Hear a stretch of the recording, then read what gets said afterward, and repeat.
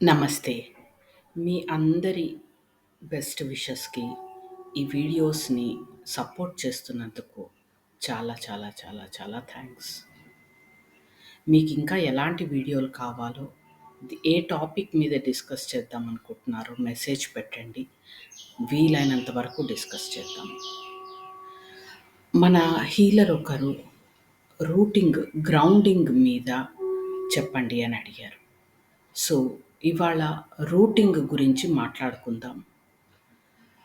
మనం మెడిటేషన్ చేస్తున్నప్పుడు, మెడిటేషన్ కానీ, పూజ కానీ ఏదైనా సరే చేస్తున్నప్పుడు స్పిరిచువల్ కనెక్షన్ బావుంటుంది కదా! స్పిరిచువల్ కనెక్షన్ ఎంత బ్లిస్‌ఫుల్‌గా ఉంటుందో, ఆ తర్వాత మళ్ళీ ఈ ప్రపంచంలోనికి, ఈ సిట్యుయేషన్స్‌లోకి రావాలని అనిపించదు. అందుకే కొంతవరకు పూజలు చేసేవాళ్ళు, ధ్యానం చేసేవాళ్ళు ఆ మెడిటేషన్ అయిపోయాక కోపం ఎక్కువగా ఉంటుంటుంది. చిరాకు పడుతూ ఉంటారు. కోపం తెచ్చుకుంటూ ఉంటారు ప్రతి చిన్నదానికి. దీనికి రీజన్ ఏంటి అంటే మెడిటేషన్‌లో మన కాన్షియస్‌నెస్ హయ్యర్ ప్లేన్‌కి వెళ్తుంది.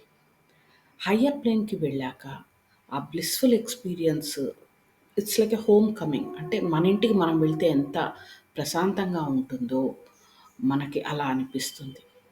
ఆ తర్వాత మెడిటేషన్ అయిపోయాక లేదా పూజ అయిపోయాక మళ్ళీ ఈ గ్రాస్ ఎనర్జీ మన చుట్టూ ఉండే స్థూల శక్తితో కూడిన ప్రదేశంలోకి రావడానికి మన ఇన్కార్నేటెడ్ సోల్ ఇష్టపడదు. సో, ఈ అడ్జస్ట్‌మెంట్ కొద్దిగా ఇబ్బందిగా ఉంటుంది. అందుకే మెడిటేషన్ చేసినా, పూజలు చేసినా కోపము, చిరాకు తెలియని ఏదో లోటు, వెలితి ఉంటుంది. ఆ చిరాకొస్తుంది. మాస్టర్ చోవా గారు ఏం చెప్పారు? ఇలా ఉండకూడదు. మనం స్పిరిచ్యువల్‌గా ఉన్నాము అంటే ఫ్యామిలీ రెస్పాన్సిబిలిటీస్ నుంచి తప్పించుకోకూడదు. సొసైటీ రెస్పాన్సిబిలిటీస్ నుంచి తప్పించుకోకూడదు. అందుకని ఏం చేయాలి అంటే రూటింగ్ చేసుకోవాలి. రూటింగ్ చేసుకుంటున్నప్పుడు